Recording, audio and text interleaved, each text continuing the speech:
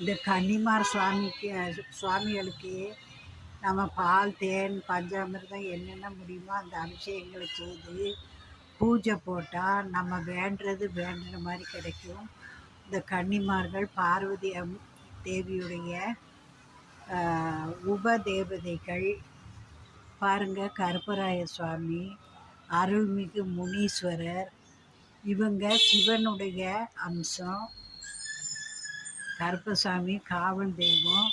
இவர்கிட்ட நம்ம வேண்டுதலை பேப்பரில் எழுதி ஒரு 10-20 ரூபா பணத்தோடு சேர்த்து அவருக்கு வலது கையில் வச்சுட்டா நம்ம காரியங்கள் நினச்சபடி நடக்கும். முனீஸ்வரரும் மிக சக்தி வாய்ந்தவர், சிவனுடைய அம்சம். இவர்கிட்டையும் வேண்டினபடி கிடைக்கும். இந்த மாதிரி வேட்டி சாத்துற எலுமிச்சம்பழம் வாலில் வைக்கலாம். பாதத்தில் 2 எலுமிச்சம்பழம் வச்சு அதில் ஒன்றை சுவாமிக்கே விட்டுட்டு ஒன்றை வீட்டில் கொண்டு வச்சா எந்த கெட்ட கிரகங்களும் நம்மளை அணுகாது.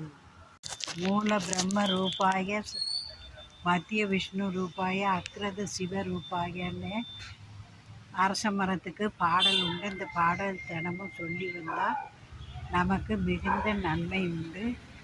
இந்த அரச மரத்து பட்டையை நீங்கள் பணப்பெட்டியில் போட்டு வைத்தால் பணம் பெருகும்.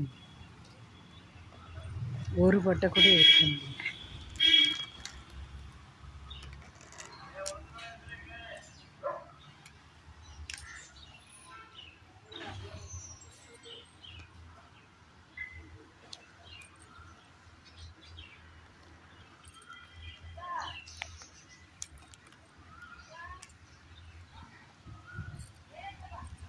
இந்த பட்டையை, இந்த அரச மரத்து பட்டையை நீங்கள் உங்கள் லாக்கரில் போட்டு வச்சா பணம் பெருகும். இலந்த மரம் பாருங்கள், இந்த இலந்த இலை போட்டு பிள்ளையாரை கும்பிட்டா அரச வாழ்வு வரும். ஒரு 2 இலையினாலும் நீங்கள் பறித்து போட்டு வணங்கினா அரச வாழ்வு கிடைக்கும். இலந்த கனி ராஜகனி.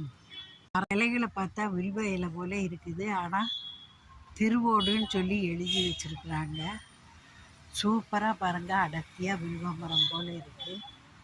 அபூர்வமாக கிடைச்ச மரம் தெரியுது.